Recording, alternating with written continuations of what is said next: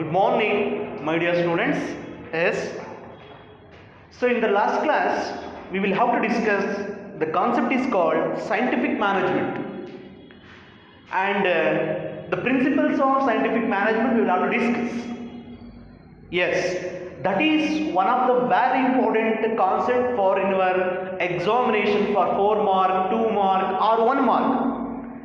Sometimes they will have to ask who is the father of scientific management ಅಂತ ಕೇಳಬಹುದು. FW Taylor, Frederick Winslow Taylor ಅಂತ ಹೇಳಿ ನೀವು ಬರೆದ್ರೆ so you will get 1 mark.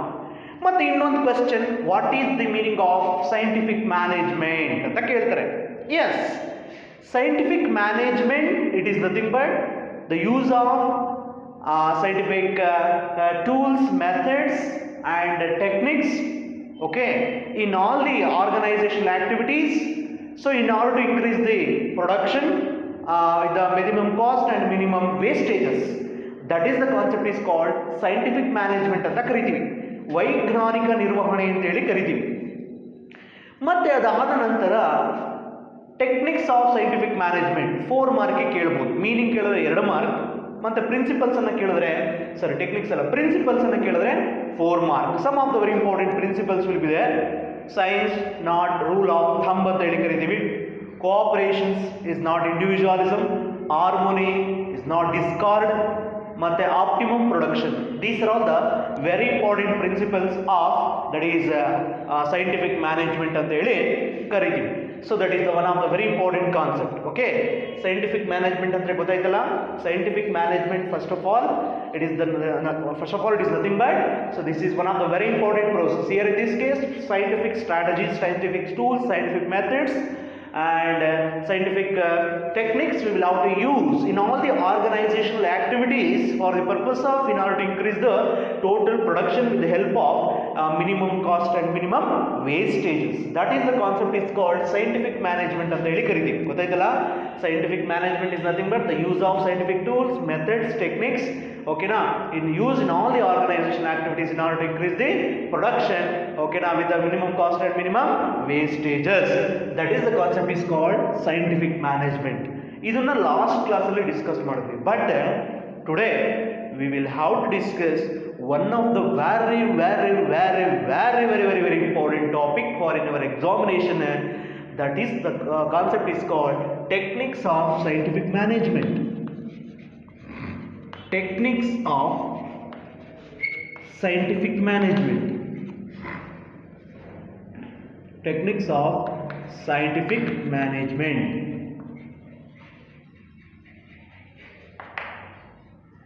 Techniques of scientific management, that is one of the very important question for 4 mark or 2 mark. Okay, so 4 mark or 2 mark. ಇಲ್ಲಿ ನೋಡಿ, techniques of scientific management ಅಂತ ಕರಿತೀವಿ. ವೈಜ್ಞಾನಿಕ ನಿರ್ವಹಣೆಯ ತಂತ್ರಗಳು ಅಂತ ಕನ್ನಡದಲ್ಲಿ ಕರಿತೀವಿ. ಸೊ ಏನೆಲ್ಲ ಸ್ಟ್ರಾಟಜೀಸ್, ಏನೆಲ್ಲ ಟೆಕ್ನಿಕ್ಸ್ ಅನ್ನ ನಾವು ಮೇಂಟೈನ್ ಮಾಡ್ಬೋದು ಸೈಂಟಿಫಿಕ್ ಮ್ಯಾನೇಜ್ಮೆಂಟ್ ಅಲ್ಲಿ ಅಂತ. Some of the very important techniques will be there here in this case of scientific management. ವೈಜ್ಞಾನಿಕ ನಿರ್ವಹಣೆಯ ತಂತ್ರಗಳು ಅಂತ ಹೇಳಿ ಕರಿತೀವಿ. ಓಕೆನಾ? ಸೊ ನೋಡಿ ಇಲ್ಲಿ, the first and foremost very important the techniques of scientific management is called functional foremanship. Functional foremanship.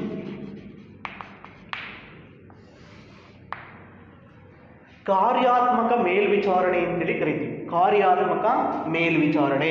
Functional ಅಂದ್ರೆ ಏನು? ಕಾರ್ಯ. ಫೋರ್ಮನ್ಶಿಪ್ ಅಂದ್ರೆ ಏನು? ದಟ್ ಇಸ್ ಕಾಲ್ಡ್ ಮೇಲ್ವಿಚಾರಣೆ, ಮೇಲ್ವಿಚಾರಕ, ಓಕೆನಾ ಅಂತ ಹೇಳಿ ಕರಿತೀವಿ.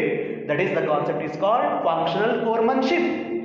100% this is one of the very important techniques of scientific management. Okay, here in this case, functional foremanship, the Taylor has suggested that the performance of foreman and the supervisor should be improved in the factory setup ಅಂತ ಹೇಳಿ ಕರಿತೀವಿ. ಇಲ್ಲಿ ನೋಡಿ, ಇಲ್ಲಿ functional foremanship ಅಂದ್ರೆ it's nothing but foreman R supervisor ಅಂತ ಕರಿತೀವಿ. Foreman R supervisor, ಓಕೆನಾ? ಸೊ ಅಥವಾ ಸೂಪರ್ವೈಸರ್ ಅಂತ ಹೇಳಿ ಕರಿತೀವಿ. supervisor. Functional foremanship, functional supervisor. So ಅಂದರೆ ಒಬ್ಬ supervisor, so any supervisor work in the business organisation on that situation they will improve in the factory setup ಅಂತ ಹೇಳ್ತೀವಿ. ಅಂದರೆ ಯಾವೊಬ್ಬ ಸೂಪರ್ವೈಸ್ ಮೇಲ್ವಿಚಾರಕ ಒಂದು ಕಾರ್ಯದಲ್ಲಿ ತೊಡಗಿದಾಗ ಒಂದು ಫ್ಯಾಕ್ಟ್ರಿ ಪ್ರಿಮಿಸಸ್ ಅಲ್ಲಿ, ಫ್ಯಾಕ್ಟ್ರಿ ಸೆಟಪ್ ಅಲ್ಲಿ ಹ್ಯಾವ್ ಟು ಇಂಪ್ರೂವ್ ಅಂತ ಹೇಳ್ತಾರೆ. ಓಕೆನಾ? 100% this is what we call functional foremanship ಅಂತ ಹೇಳಿ ಕರಿತೀವಿ. Teller has propounded or suggested that the performance of the supervisor or the performance of the foreman has improved in the factory setup. ಅಂದರೆ factory ಒಳಗೆ ಈ ಒಬ್ಬ supervisor ಅಥವಾ Foreman ಅವನು functional activities ಮಾಡಿದ್ದೇ ಆಗಿದ್ರೆ ದೇ ಹ್ಯಾವ್ ಟು ಇಂಪ್ರೂವ್ಡ್ ಅಂತ ಅರ್ಥ. ಓಕೆನಾ?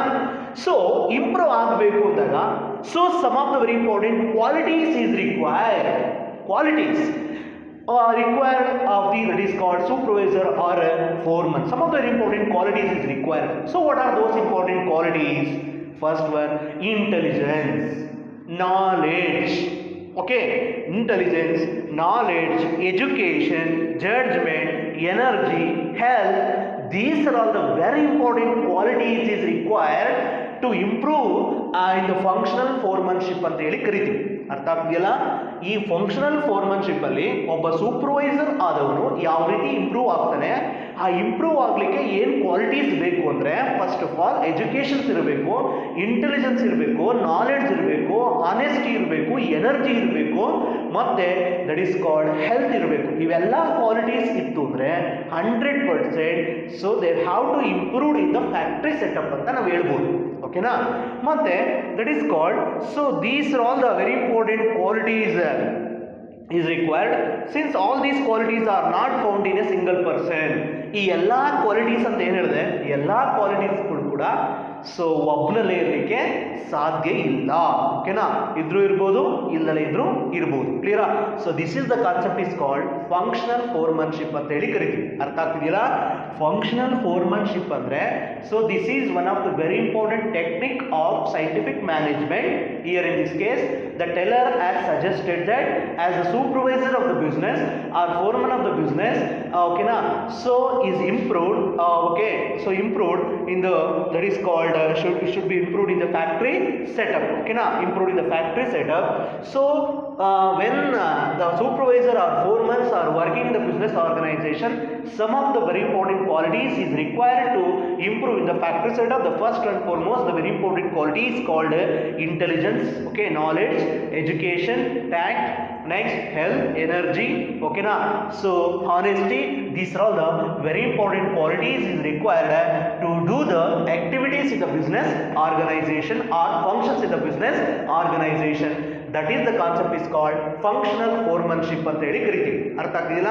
Functional foremanship. Okay, next according to him. According to him ಅಂದಾಗ that is according to Taylor. Okay, according to Teller, under the manager of the business organization, so they have to work two types of in charges. Okay na, one production in charges, ಇನ್ನೊಂದು that is what we call ಇನ್ನೊಂದು planning in charge ಅಂತ ಹೇಳಿ ಕರಿತೀವಿ. Okay na, so according to him there should be a manager in the business organization. So under that there are two very important so in charges comes under that. The first one is called planning in charge and one is called as a that is called ಇನ್ನೊಂದು production ಇನ್ charge. ಓಕೆನಾ? ಅಂದ್ರೆ ಇವನ ಪ್ರಕಾರ ಅಂದ್ರೆ teller ಪ್ರಕಾರ ಯಾವೊಬ್ಬ manager ಇರ್ತಾನೆ ಸಂಸ್ಥೆ ಒಳಗೆ, ಆ ಸಂಸ್ಥೆ ಒಳಗೆ ಸೊ ಎಲ್ಲಾನು ವರ್ಕನ್ನು ಕೂಡ ಅವನು ಫಂಕ್ಷನಲ್ ಆಕ್ಟಿವಿಟೀಸ್ನ ಮಾಡಲಿಕ್ಕೆ ಸಾಧ್ಯ ಇಲ್ಲ. ಹಾಗಾಗಿ ಸೊ ಆ ಮ್ಯಾನೇಜರ್ ಕೆಳಗಡೆ there are two very important in charge ಬರ್ತಾರೆ. ಒಂದು ಪ್ಲಾನಿಂಗ್ ಇನ್ ಚಾರ್ಜ್ ಅನ್ನೊಂದು called as a production in charge ಅಂತ ಕರಿತೀವಿ. ಓಕೆನಾ? So there are two very important. The factory manager ಕೆಳಗಡೆ that is factory manager. Factory manager ಕೆಳಗಡೆ there are two types of in charges. Two types of in charges. One is planning in charge. Planning in charge. Second one is called what we call production in charge. Planning in charge, production in charge. Planning in charge, production in charge. ಇದರಲ್ಲಿ some of the very important in charges ಗಳು ಬರ್ತಾರೆ. ಓಕೆನಾ? The first one is called so instruction card clerk ಅಂತ ಕರಿತೀವಿ. Instruction card clerk. Second point is called root clerk. Next one is called time and cost clerk.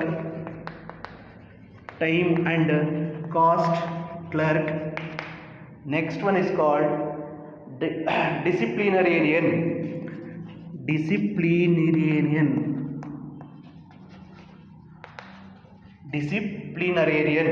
Next one is called production in charge ಕೆಳಗಡೆ some of the very important persons ಬರ್ತಾರೆ.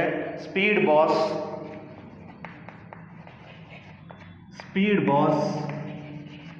gang boss,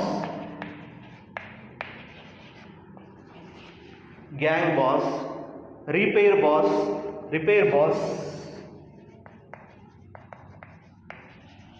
next one inspector.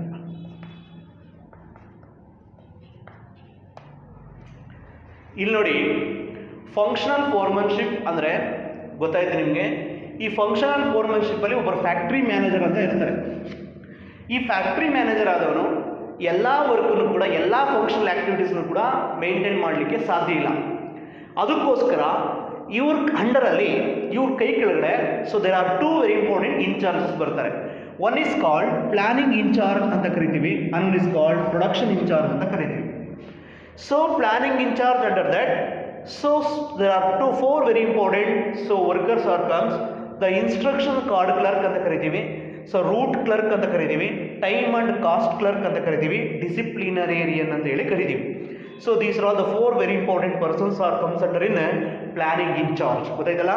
Planning in charge ಕೆಳಗಡೆ instruction card clerk, route clerk, time and cost clerk, disciplinarian ಅಂತ ಕರಿತೀವಿ.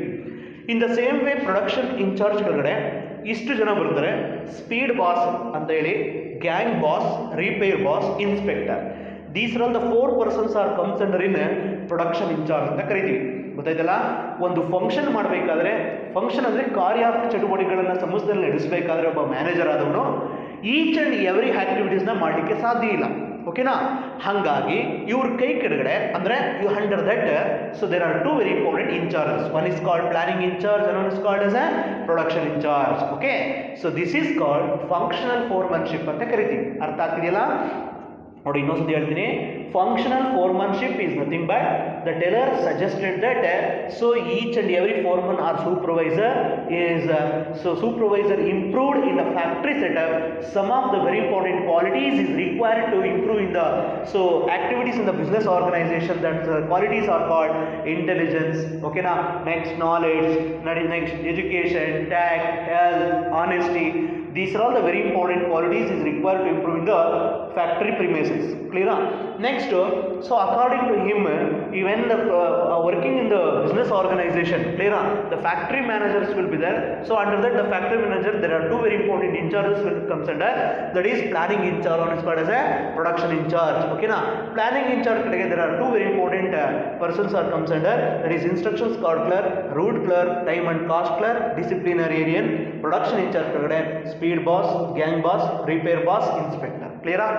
This is the concept is called functional foremanship. ಇವರೆಲ್ಲರೂ ಕೂಡ work ಮಾಡಿದಾಗ ಇವರು improve ಆಗ್ತಾರೆ. As well as that ನಮ್ಮ ಸಂಸ್ಥೆಯ ಕಾರ್ಯಚಟುವಟಿಕೆಗಳು ಕೂಡ ಚೆನ್ನಾಗಿ ನಡೆಯುತ್ತೆ. 100% ನಮ್ದು ಏನು ಒಂದು ಪ್ರೊಡಕ್ಷನ್ ಆಗಬೇಕು ಅದು ಇಂಪ್ರೂವ್ ಆಗುತ್ತೆ. 100% ನಾವು ಅಂದ್ಕೊಂಡಿರ್ತಕ್ಕಂಥ ಗುರಿ ಮತ್ತು ಉದ್ದೇಶಗಳೇನಾಗ್ತವೆ, ಈಡೇರ್ತವೆ. ಕ್ಲಿಯರಾ? That is the concept is called functional foremanship ಅಂತ ಕರಿತೀವಿ. ಕಾರ್ಯಾತ್ಮಕ ಮೇಲ್ವಿಚಾರಣೆ ಅಂತೇಳಿ ಕರಿತೀವಿ. ಗೊತ್ತಾಗ್ತಿದೆಯಲ್ಲ? This is the first one. Second point is called second very important technique of the scientific management, that is what we call standardization and simplification of work. Standardization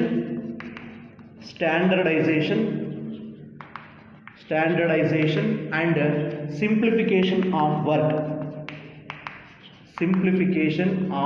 work. Standardization and simplification of work. ಶಿಷ್ಟೀಕರಣ ಮತ್ತೆ that is ಕೆಲಸದ ಸರಳೀಕರಣ ಅಂತ ಕರಿತೀವಿ. ಶಿಷ್ಟೀಕರಣ ಮತ್ತು ಕೆಲಸದ ಸರಳೀಕರಣ ಅಂತ ಕರಿತೀವಿ. First, before we are going to start the simplification of the work, first we will have to concentrate on standardisation. Yes, standardisation ಅಂದ್ರೆ ಏನು? Name it self indicate standard. What is this? Standardization, it is nothing but ನೋಡಿ ಇಲ್ಲಿ. So according to FW Taylor, standards must be set up for every business activity. ಓಕೆನಾ, each and every business activities ನಲ್ಲಿ standards ಇರಲೇಬೇಕು. ಓಕೆನಾ, so standards ಇರಲೇಬೇಕು. So standards ಎಲ್ಲಿಂದ ಇರಬೇಕು? From the raw materials ಇಂದ ಹಿಡಿದು up to the goods finish ಆಗೋ ತನಕ ಕೂಡ ನಮ್ಮ ಆರ್ಗನೈಸೇಷನ್ ಒಳಗೆ ಸ್ಟ್ಯಾಂಡರ್ಡೈಸೇಷನ್ ಇರಲೇಬೇಕು.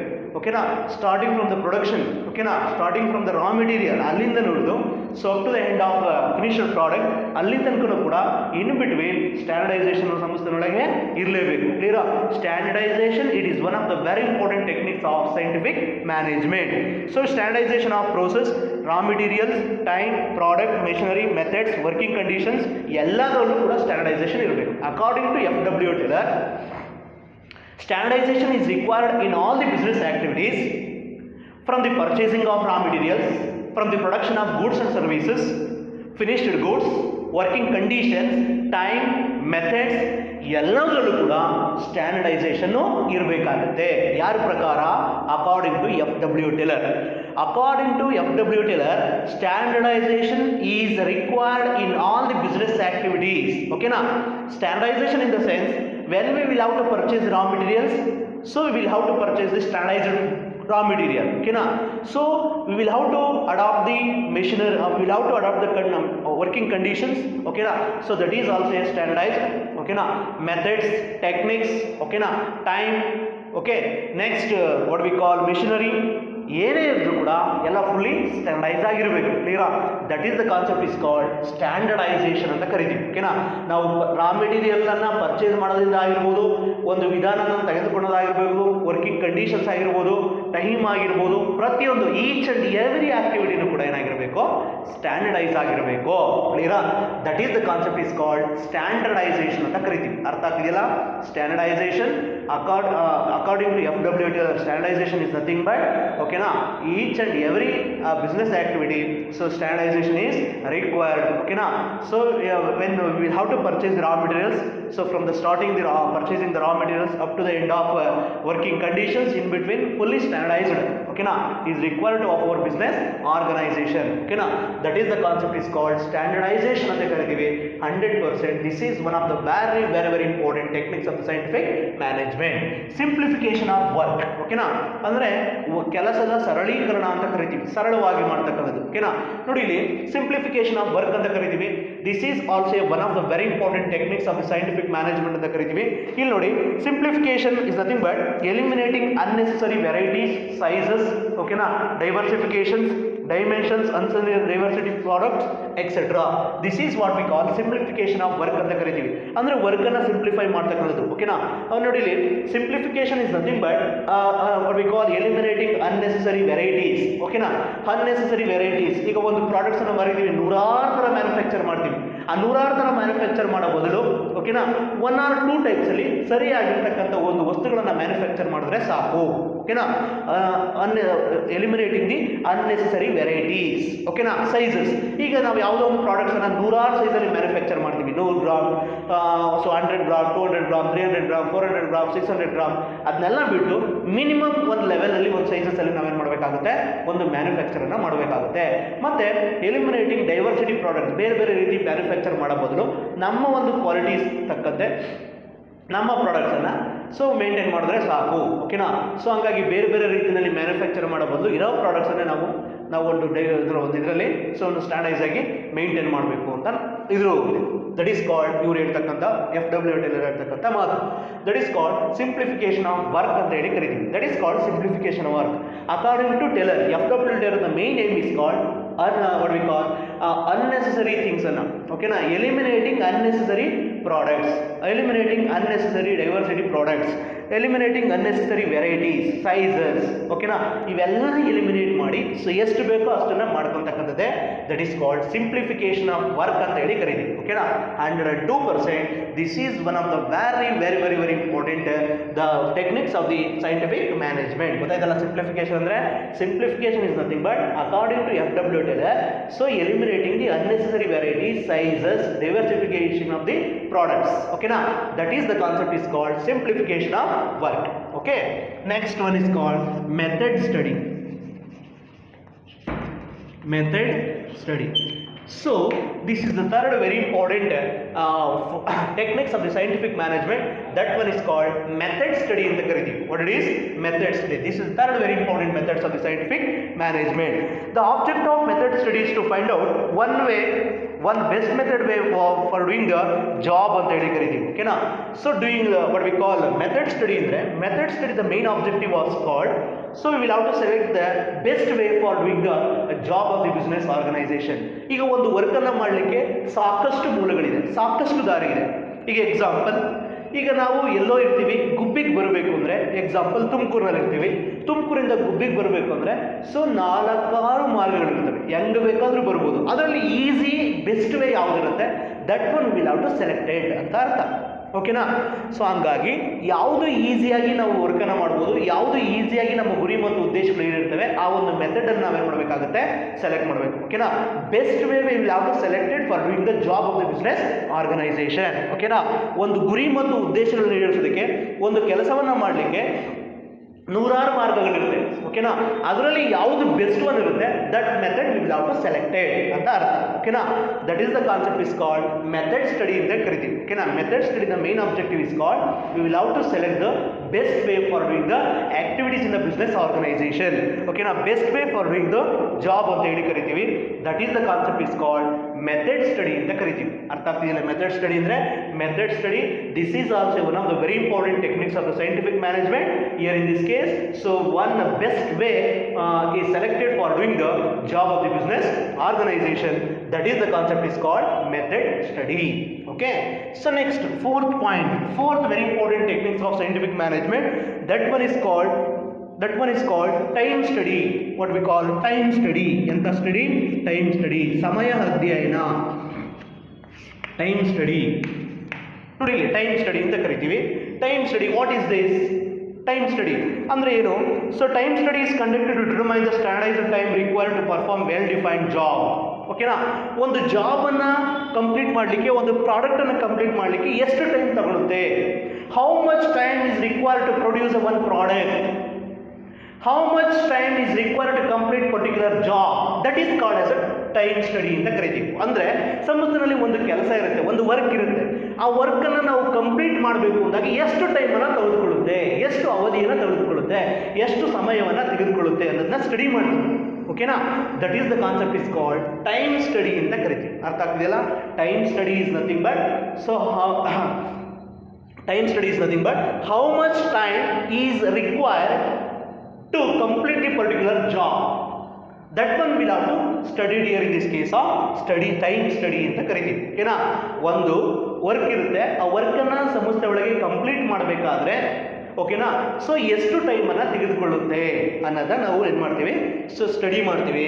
That is called time study ಅಂತ ಕರಿತೀವಿ. Time study is conducted to determine the standardised time is required to complete the particular job. ಓಕೆನಾ? ಇನ್ನೊಂದು ಹೇಳ್ತೀನಿ ನೋಡಿ, time study is nothing but this is one of the very important study we will have to conduct each and every business organization. Okay na? Here in this case, how much standard time is required, how much standard time is required to complete the particular job. Okay na? ಒಂದು ಸಂಸ್ಥೆಯ ಒಳಗೆ ಕೆಲಸವನ್ನ ಎಷ್ಟು ಕೆಲಸವನ್ನ so ಎಷ್ಟು ಅವಧಿನಲ್ಲಿ ನಾವು complete ಮಾಡಬಹುದು ಅನ್ನೋದನ್ನ ನಾವೇನು ಮಾಡ್ತೀವಿ, ಸ್ಟಡಿ ಮಾಡ್ತೀವಿ. That is the concept is called time study ಅಂತ ಹೇಳಿ ಕರಿತೀವಿ. ಅರ್ಥ ಆಗ್ತಿದೆಯಲ್ಲ? Next, so next one is called fatigue study. Fatigue study, what it is? Fatigue study. Fatigue study is conducted to determine the amount of frequency or rest intervals. Amount of frequency and of rest intervals in completing a task. Andre ನೋಡಿ ಇಲ್ಲಿ, so this is one of the very important techniques of scientific management. Here in this case, each and every business organization, this type of techniques we will have to conduct it for the purpose of so how much time we will have to give the what we call time gap intervals ಅಂತ ಹೇಳಿ ಕರಿತೀವಿ. What it is? Frequency of rest intervals of completing a particular task. ಅಂದರೆ ಒಂದು ಸಂಸ್ಥೆಯಲ್ಲಿರ್ತಕ್ಕಂಥ ಕೆಲಸವನ್ನು complete ಮಾಡಬೇಕಾದ್ರೆ ಎಷ್ಟು ಅವಧಿನ ನಾವು ಏನು ಮಾಡ್ತೀವಿ, ಗ್ಯಾಪ್ ಕೊಡ್ತೀವಿ.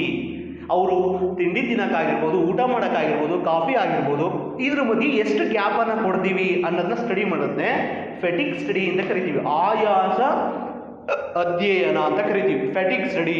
Each and every business organisation this type of study we will have to conduct for the purpose of how much frequency or gap intervals will be given to the employees for doing a particular, for completing the particular job. Okay na, particular job or activity in the business organization. ಅಂದ್ರೆ ಒಬ್ಬ ಸಂಸ್ಥೆಯಲ್ಲಿ ಏನು ಮಾಡ್ತಾರೆ ಅಂದರೆ ಒಂದು ಉತ್ಪನ್ನವನ್ನು ಉತ್ಪಾದನೆ ಮಾಡಬೇಕಾದ್ರೆ, ಒಂದು ಜಾಬನ್ನು ನಾವು ಕಂಪ್ಲೀಟ್ ಮಾಡಬೇಕಾದ್ರೆ ಎಂಪ್ಲಾಯೀಸ್ಗಳಿಗೆ ಎಷ್ಟು ಅವಧಿ ನಾವು ಗ್ಯಾಪನ್ನು ಕೊಡ್ತೇವೆ, ಎಷ್ಟು ನಾವು ಫ್ರೀನ ಬಿಡ್ತೇವೆ ಅದನ್ನು ನಾವೇನು ಮಾಡ್ತೀವಿ, ಸ್ಟಡಿ ಮಾಡ್ತಾ ಬರ್ತೀವಿ. This is what we call fatigue study ಅಂತ ಕರಿತೀವಿ, ಆಯಾಸ ಅಧ್ಯಯನ ಅಂತ ಹೇಳಿ ಕರಿತೀವಿ. 100% this is one of the very important techniques of scientific management. ಅರ್ಥ ಆಯ್ತಲ್ಲ? This is one of the very important techniques of scientific management. ಗೊತ್ತಾಯ್ತಲ್ಲ? So these are all the very very very very important techniques of scientific management. ಇವೆಲ್ಲ 2 ಮಾರ್ಕ್ಸ್ಗೂ important, ಮತ್ತೆ 4 marks ಕೂಡ important ಇರುತ್ತೆ. ಕ್ಲಿಯರಾ? ಇಲ್ಲಿ ನೋಡಿ, ಟೆಕ್ನಿಕ್ಸ್ ಆಫ್ ಸೈಂಟಿಫಿಕ್ ಮ್ಯಾನೇಜ್ಮೆಂಟ್ ಅಂತ. So there are 5 very important techniques will be there. The first one is called functional foremanship, second one is called standardization and simplification of work, method study, time study, fatigue study. Okay na? These are all the 5 very important functions or techniques of scientific management. ನೋಡಿ ಇಲ್ಲಿ functional foremanship ಅಂದ್ರೆ ಗೊತ್ತಾಯ್ತಲ್ಲ? functional foremanship ಅಲ್ಲಿ according to W. Taylor suggested that each and every supervisor or foremen are improved in the factory setup. So some of the very important qualities required to improving the performance of the business organizations like intelligence ಆಗಿರಬಹುದು, knowledge ಆಗಿರಬಹುದು. Next one is called education ಆಗಿರಬಹುದು, next health ಆಗಿರ್ಬೋದು, honesty ಆಗಿರ್ಬೋದು. These are the very important qualities. And according to F.W. Taylor, the factory, each and every business organization, the manager is required. Under that manager, there are 2 very important in charges is required. Okay now, planning in charge one is called production in charge. Under the planning in charge, there are 4 parties are comes under. One is called instructions card clerk, road clerk, time and cost clerk, disciplinarian ಅಂತ ಕರಿತೀವಿ. These are all the 4 very important persons are considered in planning in charge. Next, production in charge, there are 4 parties is considered. The first one is called speed boss, gang boss, repair boss, inspector. These are all the very important 4 parties are considered in production in charge. Okay, next we will come to the second point is called, second technique is called standardization and simplification of work. Standardization is nothing but each and every business organization, so standardization will have to maintain for each and every activity of the business organization. Purchasing of raw materials, working conditions, method, time, each and every aspect is standardized. Clear? That is the concept is called standardization ಅಂತ ಕರಿತೀವಿ. Simplification ಅಂದ್ರೆ the main aim of F.W. Taylor is called eliminating unnecessary varieties, sizes, diversification of the products. Okay na? That is the concept is called simplification of work. ನೋಡಿ ಇನ್ನೊಂದು ಹೇಳ್ತೀನಿ, simplification of work, the main aim of the F.W. Taylor, it is nothing but elimination of the unnecessary products, elimination of the unnecessary product, diversifying product sizes, etc. That is the concept is called simplification of work ಅಂತ ಹೇಳಿ ಕರಿತೀವಿ. Okay, next method study. Method study ಅಂದ್ರೆ ವಿಧಾನ ಅಧ್ಯಯನ ಅಂತ ಕರಿತೀವಿ. Method study is nothing but ಒಂದು particular job ಅನ್ನು ಮಾಡಲಿಕ್ಕೆ 100 ಮಾರ್ಗಗಳಿರುತ್ತೆ, ಅದರಲ್ಲಿ ಯಾವುದು ಬೆಸ್ಟ್ ಒನ್ ಅದನ್ನು ಸೆಲೆಕ್ಟ್ ಮಾಡ್ಕೊಂತೀವಿ. ಓಕೆನಾ? Method study is nothing but this is one of the very important techniques of scientific management. So here in this case will have to select the best way for doing the particular job. We will have to select the best way, so we will have to doing the particular job. That is the concept is called method study ಅಂತ ಕರಿತೀವಿ. Time study ಅಂದ್ರೆ, so time study is conducted for each and every business organisation for the purpose of how much time is required to complete the particular job. How much time is required to complete the particular job ಅಂದ್ರೆ ಒಂದು job ಅನ್ನು complete ಮಾಡೋದಕ್ಕೆ ಎಷ್ಟು time ಅನ್ನು ತಗೊಂತಾರೆ ಅನ್ನೋದನ್ನ ಅಧ್ಯಯನ ಮಾಡ್ತೀವಿ. That is called as a time study ಅಂತ ಕರಿತೀವಿ. Next ಫೆಟಿಗ್ study. Fatigue study, this is also another one of the very important techniques of the scientific management. Here in this case, each and every business organization they will have to conduct the fatigue study. So here in this case, how much time will have to give the gap to the employees of the business organization for completing the particular job ಅಂದರೆ ಎಷ್ಟು ಗ್ಯಾಪನ್ನು ಕೊಡ್ತೀವಿ, ಎಷ್ಟು frequency ಟೈಮನ್ನು ಕೊಡ್ತೀವಿ, ಎಷ್ಟು ಒಂದು ಗ್ಯಾಪನ್ನು gap ಇಂಟರ್ವಲ್ಸನ್ನು ಬಿಡ್ತೇವೆ ಒಂದು ಕಂಪ್ಲೀಟ್ ಆಗಬೇಕಾದ್ರೆ ಜಾಬ್, ಆ ಒಂದು ಆಯಾಸ ಅಧ್ಯಯನವನ್ನು ನಾವೇನು ಮಾಡ್ತೀವಿ ಇಲ್ಲಿ ಮಾಡ್ತೀವಿ. ಓಕೆನಾ, ದಟ್ ಈಸ್ ಕಾಲ್ಡ್ ಫೆಟಿಕ್ ಸ್ಟಡಿ ಅಂತ ಹೇಳಿ ಕರಿತೀವಿ. These are all the very important techniques of scientific management. So ಇಲ್ಲಿಗೆ ಸೆಕೆಂಡ್ ಚಾಪ್ಟರ್ ಕಂಪ್ಲೀಟ್ ಆಯಿತು. ಪ್ರಿನ್ಸಿಪಲ್ಸ್ ಆಫ್ ಮ್ಯಾನೇಜ್ಮೆಂಟು ಕಂಪ್ಲೀಟ್ ಆಯಿತು. ಓಕೆನಾ, ಈ ಚಾಪ್ಟರ್ಲಿ ಮ್ಯಾಕ್ಸಿಮಮ್ ಅಂದರೆ 7 ಮಾರ್ಕ್ಸಿಗೆ ಮಾತ್ರ ಕೇಳ್ತಾರೆ. ಒಂದು 4 ಮಾರ್ಕ್ಸ್ ಇರುತ್ತೆ. ಸೊ ಒಂದು 2 ಮಾರ್ಕ್ಸ್, ಒಂದು 1 ಮಾರ್ಕ್. ಓಕೆನಾ, 4 marks, 2 marks, 1 mark, totally 7 marks ಈ ಚಾಪ್ಟರ್ ಬರುತ್ತೆ. Second chapter principles of management ಇದೆಯಲ್ಲ, ಇಲ್ಲಿಗೆ ಕಂಪ್ಲೀಟ್ ಆಯಿತು ಈ ಚಾಪ್ಟ್ರು. ಓಕೆನಾ, ಈ ಚಾಪ್ಟ್ರಲ್ಲಿ ಒಂದು 4 ಮಾರ್ಕ್ ಇರುತ್ತೆ, ಒಂದು 2 ಮಾರ್ಕ್ ಇರುತ್ತೆ, ಒಂದು 1 ಮಾರ್ಕ್ ಇರುತ್ತೆ, ಪ್ಲಸ್ ಒಂದು ಪ್ರಾಕ್ಟಿಕಲ್ ಓರಿಯೆಂಟೆಡ್ ಕ್ವಶನ್ ಇರುತ್ತೆ. ಓಕೆನಾ, POQ ಕ್ವಶನ್ ಸೊ ಒಂದಿರುತ್ತೆ, ಟೋಟಲು ಇಷ್ಟಿರುತ್ತೆ. ಓಕೆನಾ, so that is principles of management. So in the next class we will have to discuss another one of the very important chapter, that is called planning. Actually third chapter business environment ಇದೆ. So ಇದನ್ನ after that ನಾವು ಇದು complete ಎಲ್ಲ ಈ functions ಎಲ್ಲ ಆದಮೇಲೆ ಅಂದರೆ planning, organising, staffing, directing, controlling ಇದೆಲ್ಲ ಆದಮೇಲೆ ನಾವು ಬಿಸ್ನೆಸ್ ಎನ್ವಿರಾನ್ಮೆಂಟ್ ತಗೊತೀನಿ. ಏಕೆಂದರೆ ಈ ಪ್ರಿನ್ಸಿಪಲ್ಸ್ ಮ್ಯಾನೇಜ್ಮೆಂಟು ಸೊ ಇವೆಲ್ಲ linked chapters, planning, organising, staffing, directing. ಹಂಗಾಗಿ ಸೊ ಈ ಎಲ್ಲ ಮುಗಿದ ಮೇಲೆ ಬಿಸ್ನೆಸ್ ಎನ್ವಿರಾನ್ಮೆಂಟ್ ಚಾಪ್ಟರ್ನ ಎತ್ಕೊಳ್ಳೋಣ. ಓಕೆನಾ, so in the next class we will have to start one of the very important function of the management. ಓಕೆನಾ, that one is called as a planning ಅಂತ ಕರಿತೀವಿ, as well as the process of management, that one is called planning. ಓಕೆನಾ, ಆ ಚಾಪ್ಟರ್ನ next ಕ್ಲಾಸಲ್ಲಿ start ಮಾಡೋಣ. Okay, ಇಲ್ಲಿಗೆ second chapter complete ಆಯಿತು. ಟೋಟಲಿ 7 ಮಾರ್ಕ್ಸ್ಗೆ ಬರುತ್ತೆ. ಒಂದು 4 ಮಾರ್ಕ್ಸ್, ಒಂದು 2 ಮಾರ್ಕ್, ಒಂದು 1 ಮಾರ್ಕ್. ಓಕೆನಾ, so this is all about principles of management. So today we will have to discuss the last topic in this chapter is called techniques of scientific management. Okay.